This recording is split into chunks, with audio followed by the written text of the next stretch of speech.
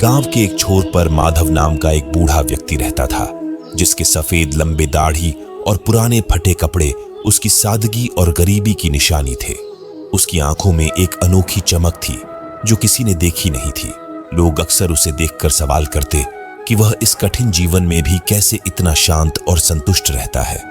माधव हर सुबह अपने पुराने झोपड़े के बाहर बैठकर भगवान श्री कृष्ण के भजन गाता और गांव वाले उसकी आवाज सुनकर अपनी सुबह शुरू करते। माधव के जीवन में एक ही धरोहर थी, उसकी अटूट भक्ति। उसके पास न तो पैसा था न संपत्ति, लेकिन उसके पास एक चीज थी जो सबसे बड़ी थी, भगवान श्री कृष्ण में उसका अटूट विश्वास। एक दिन गांव के कुछ युवाओं ने उसे चिढ़ाते हुए कहा, बाबा, तुम भगवान पर इतना भरोसा करते हो, फिर भी तुम्हारी हालत ऐसी है, क्या भगवान ने तुम्हारी मदद नहीं की?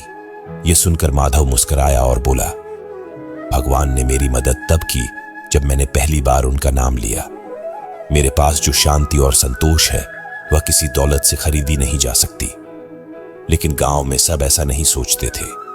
कुछ लोगों को शक हुआ। एक दिन गांव के सबसे अमीर व्यक्ति रामलाल ने माधव की परीक्षा लेने का सोचा। उसने सोचा, अगर भगवान सच में माधव की सुनते हैं तो क्यों ना इसे परखा जाए। रामलाल ने अपने नौकरों को भेजा और माधव की झोपड़ी में चोरी करवा दी। उसका सारा सामान, कुछ पुराने बर्तन और एक भगवत गीता चोरी हो गए। जब अगली सुबह गांव वाले माधव के पास पहुंचे तो उन्होंने देखा कि उसकी झोपड़ी पूरी तरह से खाली हो चुकी थी।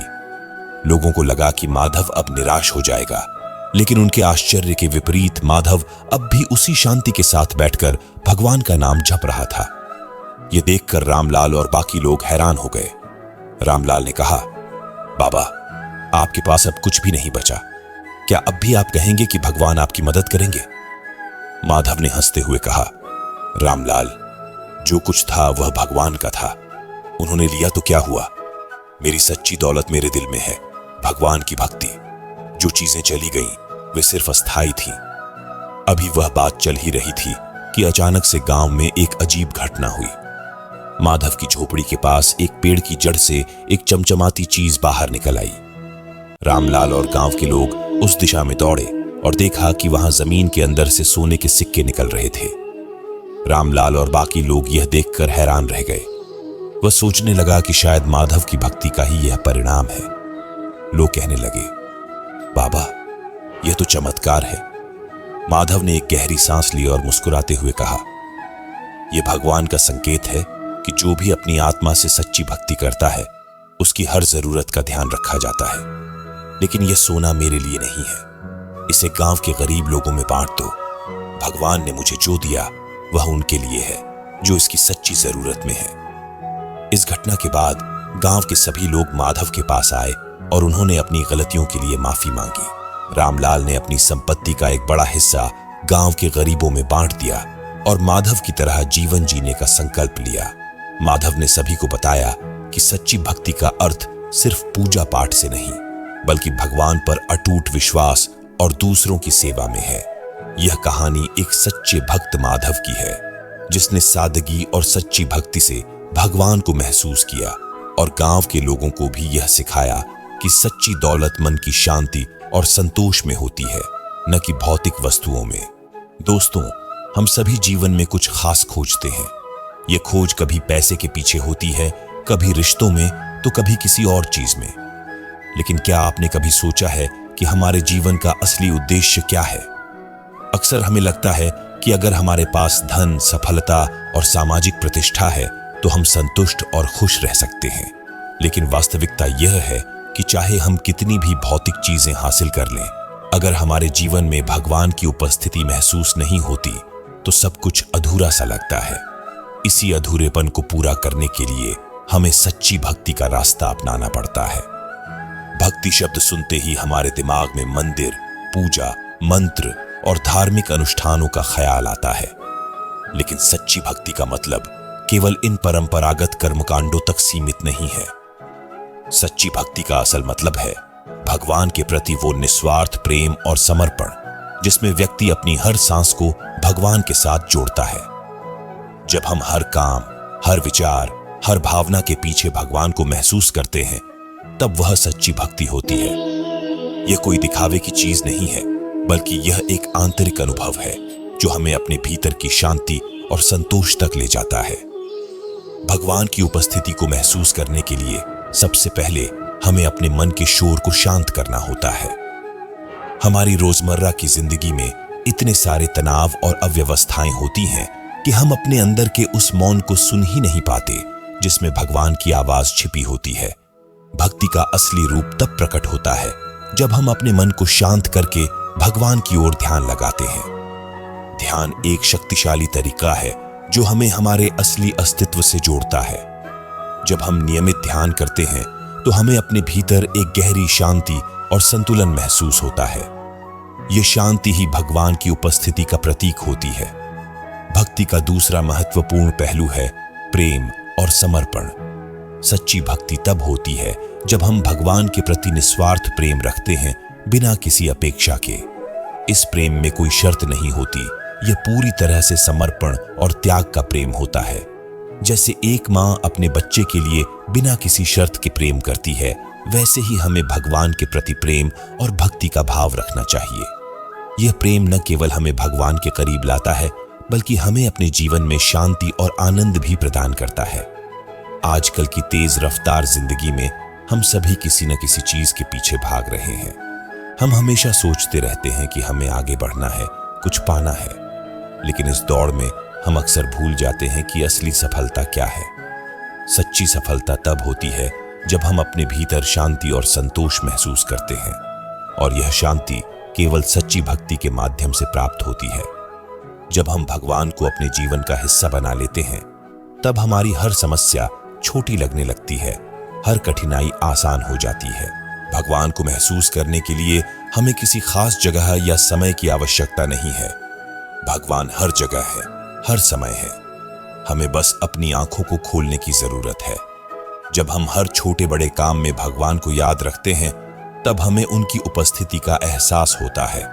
चाहे आप खाना खा रहे हों, काम कर रहे हों या किसी के साथ बातचीत कर रहे हों, हर समय भगवान को अपने मन में रखें। इस तरह से हम उन्हें अपने जीवन में महसूस कर सकते हैं। सच्ची भक्ति का एक महत्वपूर्ण पहलू है सेवा। वह निस्वार्थ सेवा जो बिना किसी अपेक्षा के की जाती है।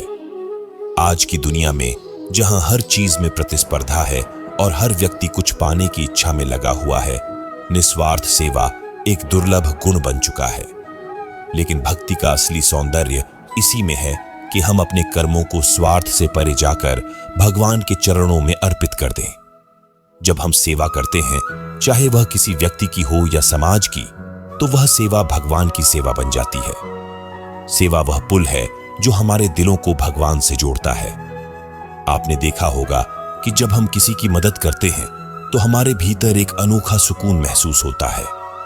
ऐसा लगता है कि जैसे हमारे दिल से कोई भार उतर गया हो। इसका कारण यह है कि सेवा के माध्यम से हम अपने भीतर की नकारात्मकताओं को दूर करते हैं। जब हम निस्वार्थ भाव से किसी की मदद करते हैं, तो हमारे दिल से स्वार्थ, अहंकार और ईर्ष्या जैसे भाव धीरे धीरे समाप्त हो जाते हैं। यही वह पल होता है जब हम भगवान की उपस्थिति को अपने भीतर महसूस कर सकते हैं। सच्ची सेवा तब होती है जब हम बिना किसी फल की आशा के सेवा करते हैं। यह भावना कि हम केवल अपने लाभ के लिए नहीं, बल्कि मानवता और भगवान के प्रति अपनी भक्ति के लिए सेवा कर रहे हैं, हमें सच्ची भक्ति के करीब लाती है।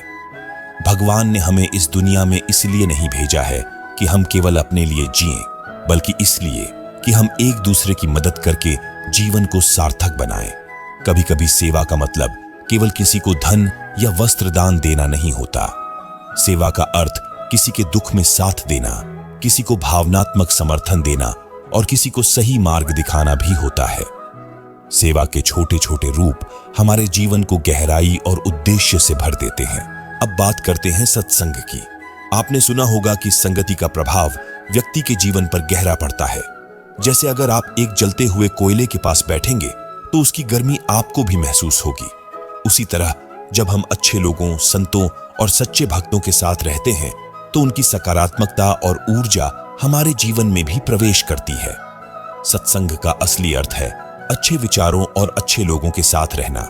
सत्संग केवल एक आध्यात्मिक सभा का नाम नहीं है, यह हमारे जीवन के हर उस क्षण का प्रतिनिधित्व करता है जब हम भगवान के प्रति प्रेम और समर्पण के साथ जुड़ते हैं। यह उस समय को भी दर्शाता है जब हम सच्चे ज्ञान की ओर बढ़ते हैं। जब हम सच्चे भक्तों और संतों के साथ समय बिताते हैं तो हमारी आत्मा में बदलाव आता है, हमारे विचार शुद्ध होते हैं, हमारी भावनाएं सकारात्मक होती हैं और हमारे जीवन में एक नई दिशा मिलती है।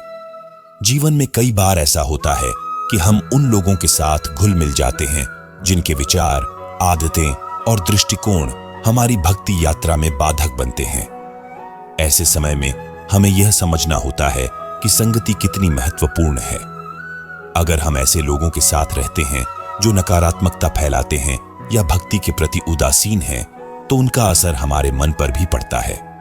लेकिन जब हम भक्तों के संग में होते हैं तो उनका उत्साह और श्रद्धा हमारे भीतर भी उमंग और भक्ति जगाती है। यह हमें सही दिशा में आगे बढ़ने की प्रेरणा देती है।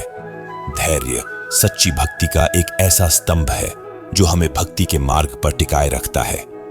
जीवन में हर किसी को भगवान की कृपा और उनकी उपस्थिति का अनुभव करना होता है, लेकिन यह प्रक्रिया कभी-कभी बहुत समय लेती है। भगवान हमारे जीवन में हर पल मौजूद होते हैं, लेकिन कई बार हम उन्हें महसूस नहीं कर पाते। इसका कारण यह है कि हमारी अपेक्षाएं और इच्छाएं हमें भगवान से दूर रखती हैं। हमें लगता है कि हम कुछ समय भक्ति करेंगे और फिर हमें तुरंत फल मिल जाएगा, लेकिन यह सोच गलत है।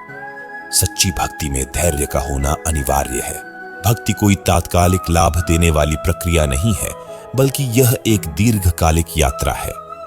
हमें भगवान पर विश्वास रखना चाहिए और यह समझना चाहिए कि वह हर परिस्थिति में हमारे साथ है। चाहे अच्छा समय हो या बुरा, भगवान की कृपा हर समय हमारे साथ रहती है। कई बार जब हमें लगता है कि भगवान हमें सुन नहीं रहे, तब भी वह हमें देख रहे होते हैं। बस हमें अपने धैर्य को बनाए रखना होता है और भक्ति की निरंतरता को बरकरार रखना होता है। जब हम धैर्य पूर्वक भक्ति करते हैं, तब भगवान हमारी भक्ति की परीक्षा लेते हैं। वह यह देखना चाहते हैं कि क्या हम केवल अपने लाभ के लिए भक्ति कर रहे हैं या फिर सच्चे प्रेम और समर्पण के लिए। सच्चा भक्त वही है जो बिना किसी अपेक्षा के भगवान की भक्ति करता है और हर परिस्थिति में धैर्य बनाए रखता है। अब बात करते हैं भक्ति में विश्वास की ताकत की। विश्वास एक ऐसा तत्व है जो भक्ति को सार्थक बनाता है। बिना विश्वास के भक्ति करना उस दीपक के समान है जिसमें तेल तो है लेकिन बाती नहीं। विश्वास वह शक्ति है जो हमें हर कठिनाई से निकालकर भगवान की ओर ले जाती है। यह वह आंतरिक धारा है जो हमें हर परिस्थिति में यह याद दिलाती है कि भगवान हमारे साथ हैं। आपने देखा होगा कि जब भी हम किसी कठिन परिस्थिति में होते हैं तो हमारे मन में एक अजीब सा भय उत्पन्न हो जाता है। हम सोचते हैं कि अब क्या होगा, कैसे होगा। यह भय हमें अस्थिर कर देता है। लेकिन जब हमारे भीतर भगवान के प्रति अटूट विश्वास होता है, तब यह भय धीरे धीरे समाप्त हो जाता है। यह विश्वास हमें हर परिस्थिति में स्थिर और संतुलित बनाए रखता है।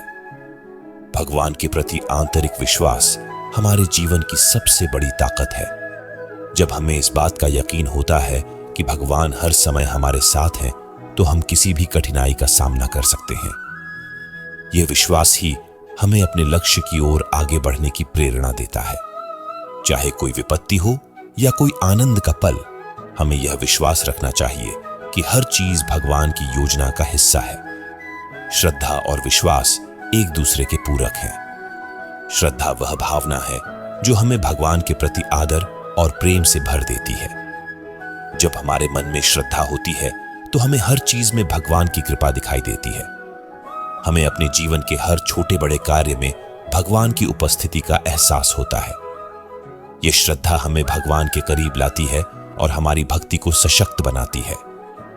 अब हम आते हैं भक्ति के उस पहलू पर जहां ध्यान और साधना का महत्व है। ध्यान एक ऐसा साधन है जिसके माध्यम से हम अपने मन और आत्मा को शुद्ध करते हैं। जब हम ध्यान करते हैं तो हमारा मन शांत होता है और हमारे भीतर की सारी उथल पुथल समाप्त हो जाती है। यह ध्यान हमें भगवान के साथ जोड़ता है। ध्यान के माध्यम से हम अपनी इंद्रियों को नियंत्रित करना सीखते हैं और अपने मन को एकाग्र करते हैं। ध्यान और साधना का नियमित अभ्यास हमारे भीतर एक दिव्य शक्ति को जागृत करता है। ये शक्ति हमें भक्ति की ऊंचाइयों तक पहुंचने में मदद करती है। जब हम नियमित रूप से ध्यान करते हैं तो हमें भगवान की उपस्थिति का साक्षात्कार होता है।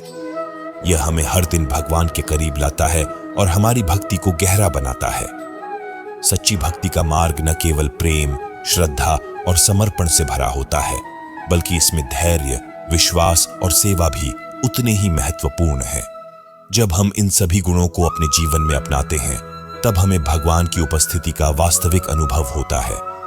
भगवान हमारे हर पल में उपस्थित हैं, बस हमें अपनी आंखों को खोलने और अपने दिल को उनके लिए समर्पित करने की आवश्यकता है। सच्ची भक्ति वह अवस्था है जहां हम अपने जीवन के हर क्षण में भगवान को महसूस कर सकते हैं। यही सच्ची भक्ति का सार है और यही हमें आनंद, शांति और संतोष की ओर ले जाता है।